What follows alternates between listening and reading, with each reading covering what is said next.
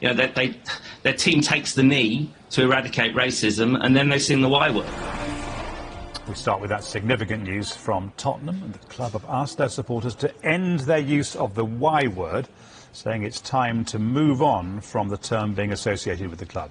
It is the first time Spurs have made a direct appeal to their fans about the word's use. Kaveh, thank you. Let's move from Kaveh to Richard Ferrer, who is editor of Jewish News. Good afternoon. Thank you for talking to us. Well, there was a finding that some of the younger supporters don't really understand where the term comes from anyway and don't get the context. Does that make it potentially easier to move on, to use Tottenham's phrase?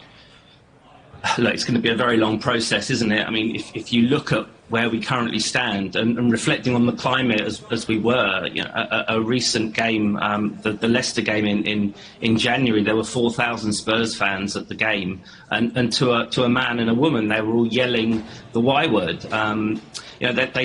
Their team takes the knee to eradicate racism, and then they sing the Y-word. So obviously, it's a complete anathema that should take place. And of course, the numbers were interesting, weren't they? I think only 4% of over 60s or over 64s actually chant the words. So yes, clearly it's an education issue.